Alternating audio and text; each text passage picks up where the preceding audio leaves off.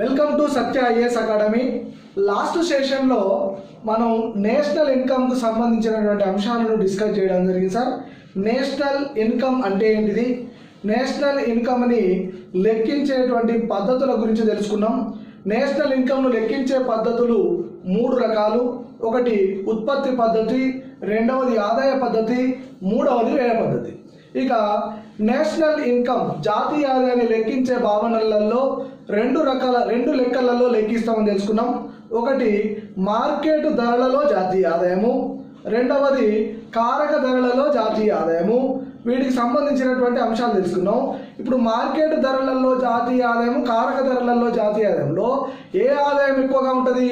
Market ధరల జాతీయ ఆదాయం ఎక్కువగా ఉంటుంది. ఎందుకు?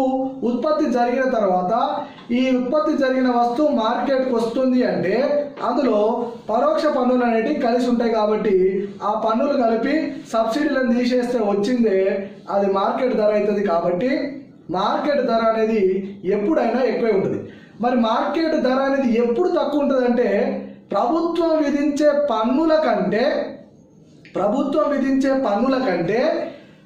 ప్రభుత్వం ఇచ్చే సబ్సిడీలు ఎక్కువ ఉన్నాయి అనుకోండి, అప్పుడు ఈ మార్కెట్ ధర తక్కువగా ఉంటుంది. యూరియా బస్తాకి మార్కెట్లో తక్కువ ధర ఉన్నట్టు సబ్సిడీ ఎక్కువగా ఇచ్చినప్పుడు ఆ విధంగా మార్కెట్లో ఉండే ఒక వస్తువుకు ధర ఎప్పుడు తక్కువ ఉంటుందంటే ఇచ్చే సబ్సిడీ ఎక్కువగా ఉన్నప్పుడు ఆ విధంగా వస్తుంది. ఇది సార్. ఇక మార్కెట్ ధర నుంచి కారక ధర ఏ విధంగా వచ్చిందనేది మాత్రం తెలిస్తేనే ఫర్దర్ మనం ముందుకు వెళ్తాం.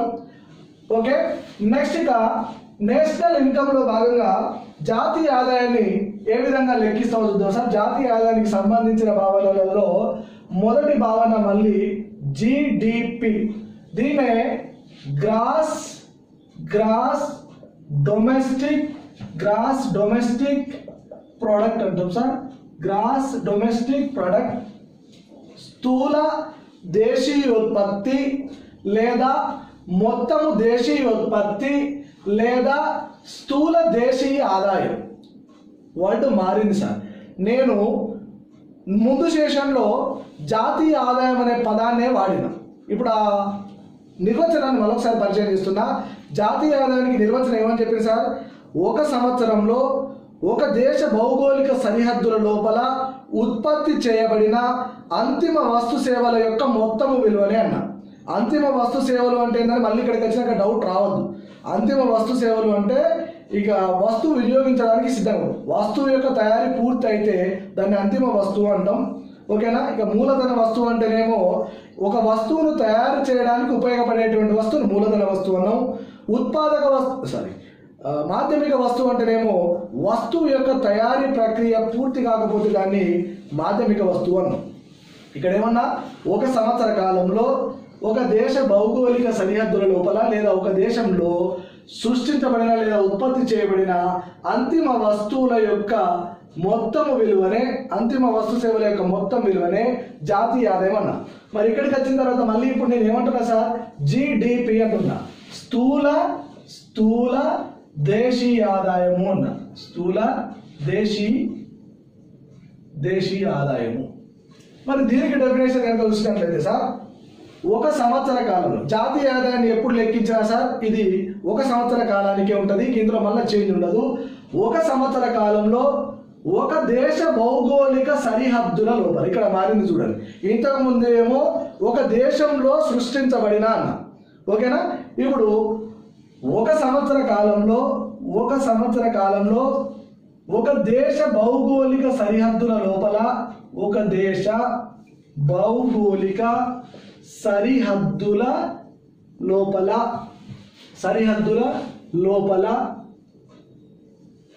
ఉత్పత్తి చేయబడిన అంతిమ వస్తు సేవల యొక్క మొత్తము విలువనే మనం ఏమంటాం సార్ అంటే స్థూల దేశీయ ఆదాయం అంటాం. ఇక్కడ ఒక సంవత్సర కాలం ఒక దేశ భౌగోళిక సరిహద్దులలో అనొచ్చు, ఒక దేశ భౌగోళిక సరిహద్దులలో అనొచ్చు, ఒక ఆర్థిక వ్యవస్థ లోపల అనొచ్చు, ఇరాన్ ఎకానమీ అనే పదాలు వాడచ్చు. ఓకేనా. ఒక దేశ భౌగోళిక సరిహద్దుల లోపల అని వాడచ్చు. ఓకేనా. నెక్స్ట్ ఒక ఆర్థిక వ్యవస్థ లోపల అని వాడచ్చు, ఒక ఆర్థిక వ్యవస్థ లోపల అని కూడా వాడచ్చు. ఇన్ అండ్ ఎకానమీ అనేటువంటి పదాన్ని కూడా వాడచ్చు.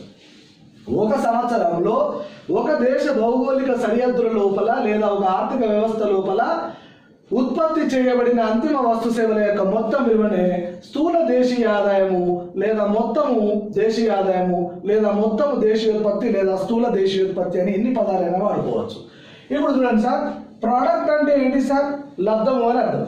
కానీ ఎకనామీలో ప్రోడక్ట్ అంటే ఇక్కడ ఉత్పత్తి అని సరే ఆదాయము అని అర్థం. ఆదాయము అని అర్థం చేసుకోవాలి. ఇక్కడ జీడిపిని ఏ విధంగా కనుక్కుంటాం సార్ అంటే మనం ఏ పద్ధతిలో EH plus EF plus easy ప్రభుత్వాలు సంస్థలు గవర్నమెంట్ యొక్క వ్యయాల మొత్తాన్నే మనము నేషనల్ ఇన్కమ్ అనుకున్నాం, జాతీయ ఆదాయం అనుకున్నాం. ఇలా జీడిపిలో వ్యయ పద్ధతి ద్వారా ఏ విధంగా వస్తుంది సార్ అంటే సూత్రము C plus I plus G plus అంటే కన్జంప్షన్ వినియోగము, ఇన్వెస్ట్మెంట్ పెట్టుబడి, గవర్నమెంట్ యొక్క వ్యయము, C plus I plus G plus X minus M అనేటువంటి సూత్రాన్ని గ్రాస్ డొమెస్టిక్ ప్రోడక్ట్ అంటాం సార్. ఈ ఒక్క సూత్రాన్ని కనుక గుర్తుపెట్టుకోగలిగితే దీని తర్వాత రాబోయేటువంటి జిఎన్పి, ఎన్ఎన్పి, ఎన్డిపి వీటన్నింటినీ మనం ఈజీగా అర్థం చేసుకోగలుగుతాం. ఇది స్టాండర్డ్ ప్రిన్సిపల్. ఇది గుర్తుంటే చాలు, మిగిలిన వాటిని ఒకదాని నుండి ఒకటి ఏ విధంగానైనా రాబట్టేటువంటి ఈజీ వేస్ అనేవి మనకు కనబడతా ఉంటాయి. ఇందులో మరి ఒక్కొక్క పదం గురించి మనకు తెలియాలి, ఒక్కొక్క పదం యొక్క అర్థం తెలియాలి. ఇందులో సి అంటే ఏంటి సార్ అంటే కన్జంప్షన్ వినియోగము.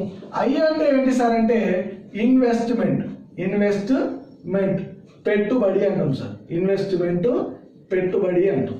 నెక్స్ట్ ఇందులో జి అంటే ప్రభుత్వ వ్యయం, గవర్నమెంట్ ఎక్స్పెండిచర్, ప్రభుత్వ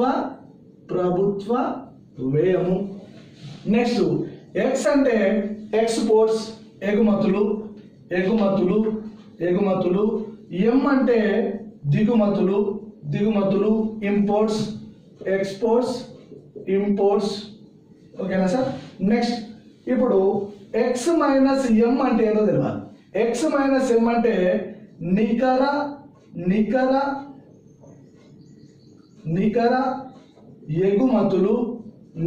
ఎగుమతులు లేదా నికర విదేశీ వ్యాపార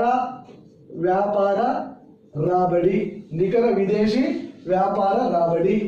ఇక ఇక్కడ ఇన్వెస్ట్మెంట్కే ఇంకొక రెండు పదాలు కూడా అయిపోతుంది సార్. దీన్నే మొత్తం దేశీయ పెట్టుబడి, దీన్నే సమగ్ర దేశీయ పెట్టుబడి అని కూడా వాడచ్చు. పెట్టుబడి, మొత్తం దేశీయ పెట్టుబడి, సమగ్ర దేశీయ పెట్టుబడి. ఇది సార్. ఇప్పుడు ఈ ప్రశ్నకు సమాధానం చేయండి sir. GDP is equal C plus I plus G plus X minus M నందు సి దీనిని సూచిస్తుంది. వినియోగము, పెట్టుబడి మరియు నికర ఎగుమతులు. రైట్ ఆన్సర్ ఏంటి సార్? వినియోగము right answer, consumption right answer. GDP is equal C plus I plus G plus X minus M నందు ఐ దీనిని సూచిస్తుంది. వినియోగము, పెట్టుబడి ఓకేనా. నెక్స్ట్ ఎగుమతులు, దిగుమతులు. ఇప్పుడు ఏంటి సార్? ఐ అనేది పెట్టుబడి is right answer. Next GDP is equal to C plus I plus G plus X minus M నందు జి దీనిని సూచిస్తుంది. జి వినియోగము, మొత్తం దేశీయ పెట్టుబడి, ఆ తర్వాత ప్రభుత్వ వ్యయము దిగుమతులు. రైట్ ఆన్సర్ ఏంటి సార్? ప్రభుత్వ వ్యయం. ఇప్పుడు GDP is equal to C plus I plus G plus X minus M నందు ఎక్స్ మైనస్ ఎం దీనిని సూచిస్తుంది. ఎగుమతులు, రెండవ ఆప్షన్ దిగుమతులు, మూడవ ఆప్షను మొత్తము దేశీయ పెట్టుబడి, నాలుగవ ఆప్షను నికర విదేశీ వ్యాపార రాబడి. రైట్ ఆప్షన్ ఏంటి సార్? నికర విదేశీ వ్యాపార రాబడి. ఇప్పుడు ప్రశ్న అలా కాకుండా GDP is equal C plus I plus G plus X minus M నందు ఐ దీనిని సూచిస్తుంది. పెట్టుబడి, సెకండ్ ఆప్షన్ మొత్తము దేశీయ పెట్టుబడి, థర్డ్ ఆప్షన్ సమగ్ర దేశీయ పెట్టుబడి, ఫోర్త్ ఆప్షన్ పైవన్నీ. రైట్ ఆన్సర్ ఏంటి సార్? పైవన్నీ. ఎందుకు? ఈ ఐ అనే పదాన్ని పెట్టుబడి అనొచ్చు, సమగ్ర దేశీయ పెట్టుబడి అనొచ్చు, మొత్తము దేశీయ పెట్టుబడి అనొచ్చు, లేదా ఇన్వెస్ట్మెంట్ అని కూడా అనొచ్చు. ఇవన్నీ కూడా ఒకే పదాలు కాబట్టి పైవన్నీ కూడా సరి అయినవి అని చెప్పొచ్చు. ఇక్కడ x-m నికర ఎగుమతులు అనేటువంటి పదాన్ని వాడిన. నికర ఎగుమతులు మరియు నికర విదేశీ వ్యాపార రాబడి అన్న. ఈ వ్యాపార అనే పదాన్ని ఇక్కడ గుర్తుపెట్టుకోవాలి సార్. ఎందుకంటే ఇంకా కొంచెం ముందుకెళ్ళిన తర్వాత విదేశాలతో సంబంధం కలిగినటువంటి ఇంకొక పదం కూడా వస్తుంది. మళ్ళీ అక్కడికి వెళ్ళిన తర్వాత ఇదేంటిది అదేంటిది కాదు. ఈ x-m ఏంటి సార్ అంటే వ్యాపారం చేస్తే వచ్చేటువంటి ఆదాయం. అంటే మన దేశ వస్తువులను వాళ్ళకి అమ్మితే మనకు వచ్చేది, వాళ్ళ దేశ వస్తువులను మనం కొంటే మనకు వచ్చేటువంటి ఆదాయం బట్టి వ్యాపార రాబడి అన్నాం. ఇది గుర్తుపెట్టుకోవాలి. ఇప్పుడు ఇది జీడిపి C+I+G+X-M అనేది బై డిఫాల్ట్ ఎక్కడైతే సార్ అంటే మార్కెట్ ధర వద్ద అయితే సార్. ఇది డైరెక్ట్ గా ఏ ధర వద్ద సార్ అంటే GDP at market prices is equal C+I+G+X-M at market price అని అంటాం. కారక ధరలలో స్థూల దేశీయోత్పత్తి అనేది C+I+G+X-M. ఓకేనా సార్? ఇప్పుడు దీనికి మార్కెట్ ప్రైస్ నుండి కారక ధర సూత్రాన్ని తీసుకొని రావాలి. ఓకేనా సార్? అప్పుడు జీడిపి ఎట్ ఫ్యాక్టర్ కాస్ట్. మనకు తెలిసింది ఏంటి సార్? మార్కెట్ ధర, ఒకసారి మార్కెట్ ధర అనేది తెలిస్తే కారక ధరనైనా తీసుకొని రావచ్చు, కారక ధర అనేది తెలిస్తే మార్కెట్ ధరను తీసుకొని రావచ్చు. ఓకేనా సార్? ఇప్పుడు మార్కెట్ ధర నుండి కారక ధర రావాలంటే మనం లాస్ట్ సెషన్లో ఏం చేసాం సార్? సబ్సిడీలను కలిపి పరోక్ష పన్నులను తీసేసాం. అంటే ఇప్పుడు ఏం చేయాలి? ఇక్కడ ఉన్నటువంటి GDP at market price plus GDP plus market ప్రైస్కి సబ్సిడీలను కలిపినాం, పరోక్ష పన్నులను తీసేసాం. ఇంతే సార్. అంటే దీన్ని సింపుల్గా ఏ విధంగా రాసుకోవచ్చు? GDP at factor cost is equal, ఇప్పుడు జీడిపి ఎట్ మార్కెట్ ప్రైసెస్ అంటే ఏమని రాసుకోవచ్చు? C+I+G+X-M plus subsidy minus TI. ఇది సరిగ్గా జీడిపి ఎట్ ఫ్యాక్టర్ కాస్ట్ ఇది, జీడిపి ఎట్ మార్కెట్ ప్రైస్ ఇది.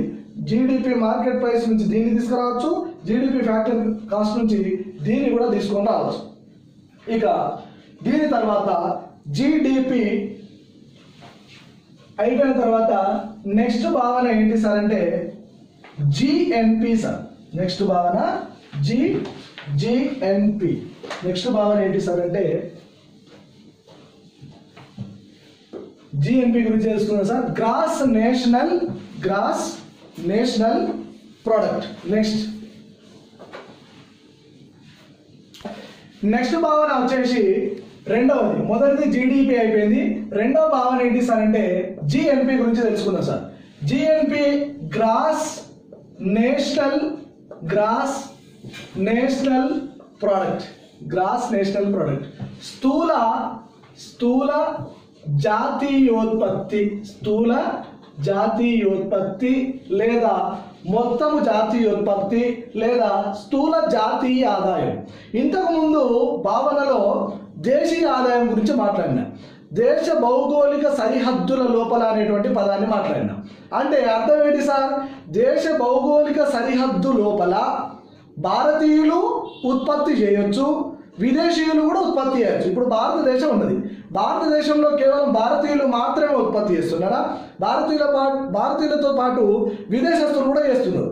అది విదేశస్తులు చేస్తున్నారా భారతీయులు చేస్తున్నారా అంతో సంబంధం కాకుండా ప్రదేశం దృష్ట్యా జాతీయ ఆదాయాన్ని చెప్పేదేమో దేశీయ ఆదాయం, దేశ భౌగోళిక సరిహద్దులలో సృష్టించబడ్డది కాబట్టి. కానీ ఇక్కడికి వచ్చేసరికి ఇక్కడ ఒక పదాన్ని ఉంటుంది జాతి అంటున్నాం. అది ఏ జాతి ప్రజల చేత సృష్టించబడుతుందో దాన్నే స్థూల జాతీయ ఆదాయం అంటారు. ఇప్పుడు భారతదేశ జాతీయుల చేత ఆదాయం సృష్టించబడితే అది భారతీయుల యొక్క జాతీయ ఆదాయం. అమెరికా దేశ పౌరుల చేత ఆదాయం సృష్టించబడితే అమెరికా యొక్క జాతీయ ఆదాయం. కాబట్టి ఇక్కడ డెఫినేషన్ మనం ఏ విధంగా చెప్పుకుంటాం సార్ అంటే ఒక సంవత్సర కాలంలో ఒక దేశ పౌరుల చేత సృష్టించబడేటువంటి ఆదాయాన్నే స్థూల జాతీయోత్పత్తి లేదా స్థూల జాతీయ ఆదాయం అంటారు. మళ్ళీ ఒకసారి చెప్తున్నా సార్, ఒక సంవత్సర కాలంలో ఒక దేశ పౌరుల చేత లేదా ఒక జాతీయుల చేత ఉత్పత్తి చేయబడిన, ఈ విధంగా కూడా చెప్పచ్చు, ఉత్పత్తి చేయబడిన అంతిమ వస్తు సేవల యొక్క మొత్తము విలువనే స్థూల జాతీయోత్పత్తి అన్నారు. అది ఏ దేశ పౌరుల చేత సృష్టించబడితే అది ఆ దేశ పౌరుల యొక్క జాతీయ ఆదాయం అంటాం. ఇప్పుడు ఇంతకుముందు దేశీయోత్పత్తి అంటే భౌగోళిక సరిహద్దుల లోపల సృష్టించబడింది అన్నారు. మరి జాతీయులు కేవలం భారతదేశంలో మాత్రమే పనిచేస్తారా? ఇతర దేశాలలో కూడా పనిచేస్తారు. కాబట్టి ఇతర దేశాలలో పనిచేసేటువంటి భారతీయుల యొక్క ఆదాయాన్ని కూడా కలుపుకోవాలి. కాబట్టి ఇప్పుడు జిఎన్పిని మనం ఏ విధంగా తీసుకురావాలి? ఇప్పుడు జిఎన్పిని నేను ఏ విధంగా తీసుకొస్తున్నా అంటే